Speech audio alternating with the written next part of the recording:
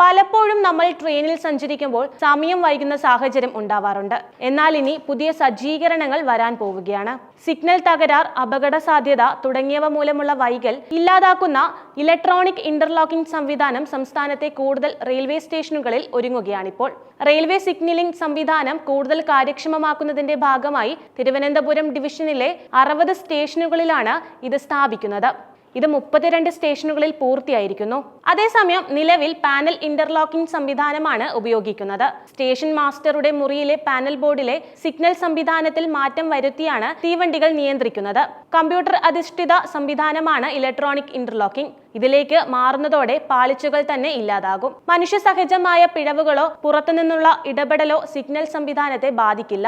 അത്യാവശ്യ ഘട്ടങ്ങളിൽ ഉടനടി സിഗ്നൽ മാറ്റം വരുത്തുകയും ചെയ്യാം. അപകട സാഹചര്യം ഉണ്ടായാൽ നിമിഷങ്ങൾക്കുള്ളിൽ സിഗ്നൽ മാറ്റം വരുത്തി സുരക്ഷിതമാക്കാം. സിഗ്നൽ തകരാറ് മൂലം സമയക്രമം പാലിക്കാനാകാത്തതും പരിഹാരമാകും എന്നതാണ് ഇതിന്റെ ഒരു കാര്യം. Thiruvananthapuram central, north, Kollam junction, Alappuzha, Kottayam, Ernakulam junction, Ernakulam town, Thrissur, Cherthala, Haripad ഉൾപ്പെടെയുള്ള സ്റ്റേഷനുകളിൽ ഈ സംവിധാനം ഇപ്പോൾ ചെയ്തിട്ടുണ്ട്. തിരുനെൽവേലി മുതൽ വള്ളത്തോൾ നഗർ വരെയുള്ള റെയിൽവേ സ്റ്റേഷനുകളാണ് തിരുവനന്തപുരം ഡിവിഷന് കീഴിൽ വരുന്നത്. 103 സ്റ്റേഷനുകൾ ഉള്ളതിൽ 60 ബ്ലോക്ക് സ്റ്റേഷനുകളിലാണ് ഇന്റർലോക്കിംഗ് സംവിധാനം ഏർപ്പെടുത്തുന്നത്.